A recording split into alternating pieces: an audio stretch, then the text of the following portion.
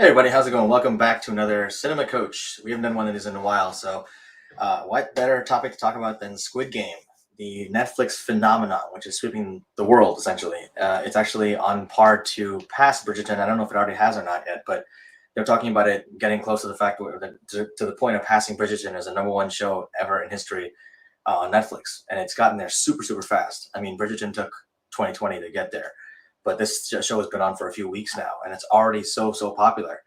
What makes this show so popular, and why is it such a phenomenon that's happening across the globe?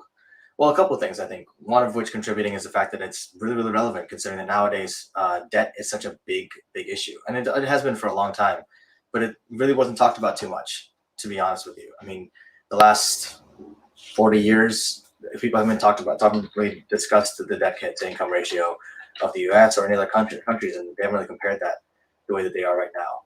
Whereas Squid Game is forcing people to look at that and say, okay, well, hey, this is actually right in your face.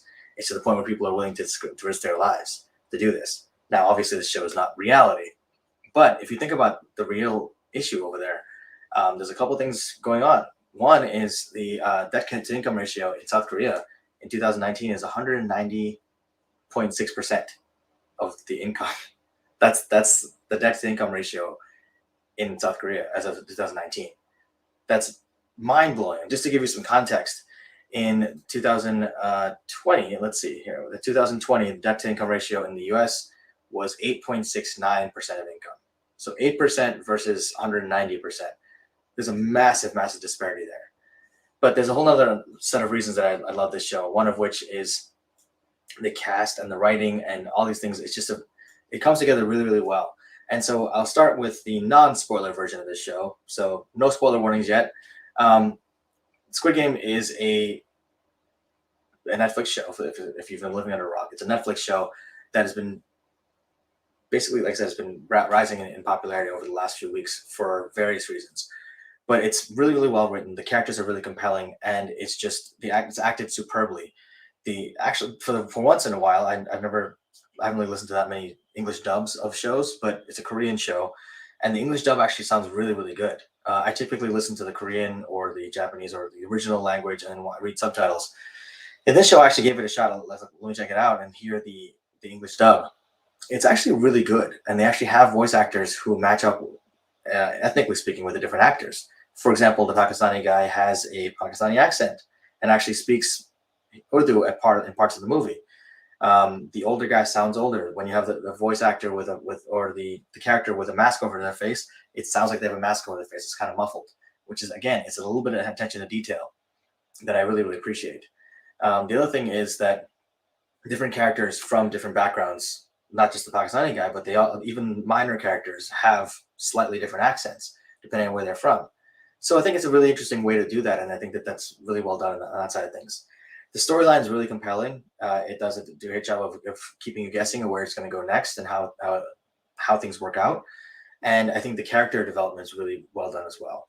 So that all being said, it's based on playing these games that are life or death. I don't want to say too much more of that because I don't want to spoil the show. But now I will go into the spoiler conversation that we're going to have, which is the real Cinema Coach experience. And it will give you a chance to shut this off if you've not watched it yet. Do not watch this if you don't like spoilers, because you're going to get some spoilers. But if you don't mind that, then stay tuned.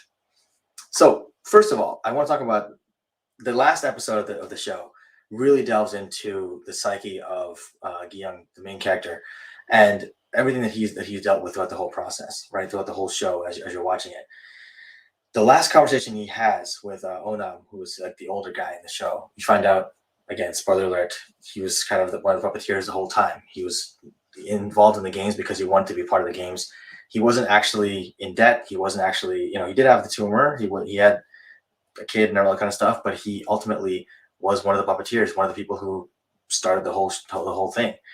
And he has a conversation with Gi at the end of the show that I think really encapsulates a lot of what the psyche behind the show actually is. One is Onam asks him, tells him he has too much guilt, and he asks him why he hasn't used the money, because he won the whole thing and he hasn't used the money, he hasn't touched the money. It's been in the bank the whole time for the last year. And Onam asks him, why don't you use the money? Is it because of the guilt? And when he said that, what I realized, what I thought of was, as throughout the entire show, you'll notice Gi-hun's reaction to people dying. It's always guilt or regret, or like, oh, he feels really bad, which, understandably so. He's a human, and all these people are sacrificing their lives and risking their lives, and then ultimately sacrificing them for money. And every time you see that the piggy bank fill up with more and more money, it's like more and more guilt on his conscience for everyone who dies before that. And it culminates with Sibyuk and I forgot the guy's name. Oh, crap. The other character, I'm totally blanking his name now. But with them ultimately dying, who they were his closest comrades in the show, they ultimately die, and the guilt that he bears from that is weighing on him so heavily that he doesn't want to touch the money. And so the money is almost a metaphor for guilt. The more money he has, the more guilt he has. There's also true when you look at the people, the puppeteers, the older, richer guys who are all, pulling the strings behind the scenes. They're the ones who are guilty. Whether they don't act like they're guilty, but they're guilty of these games, setting up these games to the point where people are risking their lives and dying. And so all the murder, kind of all the blood is on their hands. So it's really interesting when you think about money as a metaphor for guilt, and how sometimes that can kind of come into play with fear of money, with fear of having this money, and being successful and achieving what you want to achieve. It's you achieve this, but at what cost, right? At the cost of your humanity, at the cost of different things. In that same conversation, Onam asks Ji-hyun, about, do you still trust in humanity being good? And after everything you've been through, after all the stuff you've seen, do you still trust in humanity being good? And Gi-hyun still makes the bet. He still bets him that someone will help that homeless guy on the street. There's a homeless man dying, and the bet is, if someone helps him before midnight, there's, I think, like 30 minutes left. If someone stops and helps him before midnight, then Gi-hyun wins.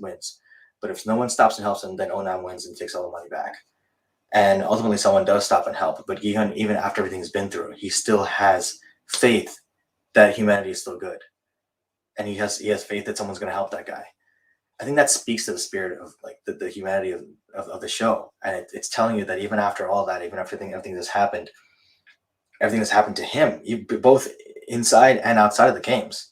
I mean, it wasn't like his life was great before the games, right? He was in debt. He was in the middle of, he got beat up. He got threatened. His life was threatened. His daughter's new father, stepfather, threatened him, was like upset, like insulting him. His ex-wife treats him like crap.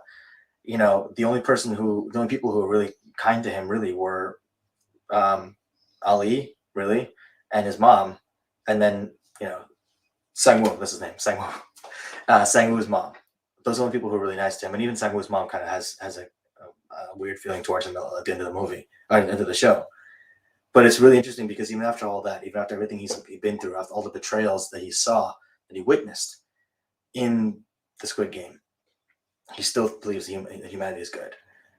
And that's really interesting, because to look at that and say, this, no matter what happens, we still can choose to believe what we want to believe, right? We can still choose to believe that humanity is good. We can still choose to believe that we have a chance to achieve success, to be happy, to be whatever it is we want to be. We don't have to choose to succumb to external forces, external influences that want us to believe something or want to crush our beliefs. I think Onam's experience in the show, one thing he says is that he asked him, why did he participate in the games? Why did he do that? Why did he get involved? He didn't have to be involved in risking his life. And Onam, being the old man, he says he missed being in the games. He missed playing. He missed being involved. And he says that a couple times. He says being involved, being on the field of play, playing the game actively, watching wasn't enough for him. And it reminds me of Winston Churchill's Man in the Arena. And that concept in terms of the coaching concept, and in terms of where do you want to be in your life and what do you want to do with your life? What do you want to be able to, where do you want to be able to affect change in your life? You can only do that if you're involved, if you get involved and actually participate in the world, and don't just sit there and say, I'm going to just be an observer. There are people who want to observe and who want to just like watch things and see what happens and kind of wait and see. And there are people who want to get in there and change the world. People who want to go out there, make a difference, take actions.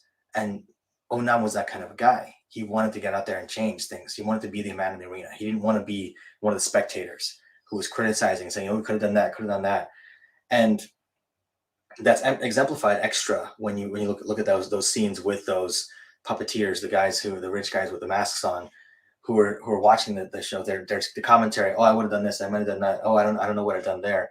And they're commentating on the games from far away, from safety, and they're intentionally making it difficult for the players, right? They're saying, oh, that's not fun. That's no fun to do that or this or that, and it makes me think of the people online, right? People in social media, people who are just making, all they do is commentary, and the commentary is always critical. It's like, oh, they should have done that, should have done that, should have done this. Oh, people in our lives too, who like watch us do these things, who watch us, stumble and try and fall and then get up and keep trying, and then they criticize, like, oh, why didn't you do this? You should have done that. Oh, you're making a mistake, or you're doing that wrong. They're not the ones doing it. They're not the ones in the game. They're not the ones actively doing what they want to do, right? They're not the ones out there trying to change the world and trying to build a life that makes sense for them. They're spectators, just like anybody else. They're just watching and commentating. And when it comes time for them to actually do it, who knows how they would do? Maybe they do better, maybe they do worse. But you're never going to find out, because they're never actually going to do anything. All they're going to do is commentate. And that's how most of the world is right now. So if you want to make a change, if you want to do something differently, get out there and make that change. Get out there and go after what you want. Try to change the world. Yeah, it sounds, it's crazy and extraordinary and, insane. But in reality, it starts with one person. I mean, Martin Luther King was one person. Gandhi was one person. These people who made these changes, Rosa Parks was one person. They're all part of a movement, but these movements would not have happened if it wasn't for these individual people. Individual people make up a movement. It was because of inspirational words that these individual people said that made things move, right? If those people didn't speak up, they just spectated and said, oh, well, things suck. I guess things suck. Throw up your hands. We're just going to let it go. You can either commentate on things or you can try to change things. And they made an effort to change things. Now, I didn't try to change anything in terms of the game, but I think that to me kind of was what resonated with me. The other thing I thought that resonated with me in terms of, and this is the kind of the last or bigger thing for me, was the metaphor for life that the games were, right? The games were essentially a rat race, like people holding the reins and offering to give us money, like they're like the corporations and like all these like 9-to-5s, they're like acting like they're benevolent, nameless, faceless beings. The second that humanity was revealed though in them, anytime they take off their masks, they get killed, because they're not allowed to do that. They're not allowed to show humanity. They're not allowed to show any kind of favor to people who are trying or people who are doing what they want to do. The people who tried and failed were killed, right? They didn't obey the rules. But didn't they though? The rules weren't that you can they didn't say you couldn't do it. So if you didn't succeed, then you die. But if success is defined by someone else, it wasn't defined by them. I think that's another thing that the system that they were in defined success for them. And so again, it's very much like life, right? Like people who showed humanity and threatened to break the system, they were weeded out. They were sent away. They weren't allowed to cheat the system. Even in the scene where they kill the doctor and they kill the conspirators, right? And they claim that the game is fair. You're compromising the fairness of the game. That was just an excuse, because the game wasn't fair. It was stacked against everybody, right? The whole thing was people were meant to die. It wasn't about fairness. It was a veil, right? It wasn't about fairness. It was about maintaining control. If it was about fairness, then the game would have been fair. They'd have been able to make this decision for themselves and say, you know what? Hey, we want to split this. We want to do whatever we want with the money some other way. We don't want to all die for it. But it was about maintaining control. It was about setting up the herd to do what they wanted to do. Fairness isn't a concern when they're pitting everyone against everyone, setting up and enabling riots from behind the scenes and trying to make things operate the way that they want to operate. That's not when they consider fairness. They consider fairness when things violate the rules that they set in place. So what does that mean? That means you got to do what you think is right. Don't feel like you have to play the game by anyone else's rules. There are rules of law, there are rules of morality, those kind of things. Obviously, that's different, right? But those are all rules that we accept. They're not rules that someone else has told us you can't kill someone because it's the wrong thing to do. We know that's the wrong thing to do, right? We know that there's right things and wrong things to do. But in terms of the system itself, Why do things operate the way they operate? Because we chose to believe a certain thing. We chose to buy into these paradigms that exist, whether they help us or not. And so now I'm not saying advocating going out and saying, well, I'm not paying my bills, whatever, it is what it is. What I'm advocating though is taking control of your life, right? If you want to start a business, go start that business. If you want to fight for that business, if you really want to make that business happen, don't wait for it to come to you. Go out and do it. If you want to be a better employee, that's okay as well. Be a better employee, but go out there and be the best employee you can be. Take control of what you can take control of. Don't just expect it to come to you and hope for it to come to you and then complain when it doesn't. Because 90% of the time, if you're just waiting for something to come to you, it's not just going to come and fall into your lap. Opportunities don't just fall into our laps, right? Opportunities fall into our laps when we work for them for a long period of time. Even overnight successes are not actually overnight. They've taken 20, 30 years to become an overnight success. I forgot who said that now, but it was brilliant. It's a brilliant line. It's like it took me 20 years to become an overnight success. That's the kind of work you have to put into these kind of things. And people don't get that. Being a business owner is not for everyone, and that's okay. Being an employee is not for everyone. That's also okay. Figure out what makes sense for you and then go after that thing. But it comes from defining your own goals, defining what your definition of success is. It's not someone else's definition. You can't expect someone else to adopt your definition of success, and you can't expect to adopt theirs. Define for yourself what is success, and then go with that.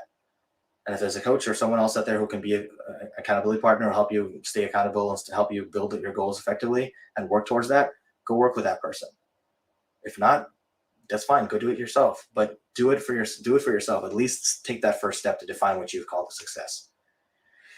So I'm going to end the stream by letting you guys know there's going to be another PS5 giveaway. I'm going to be doing that in the next few months or so, but it's going to be a little bit different this time. This time I'm going to get to 1,000 subscribers. So if I get to 1,000 subscribers, I will do the PS5 giveaway. If I don't, I will not. So here's how you do. Enter. You subscribe, get your friends to subscribe, whoever you want to get to subscribe.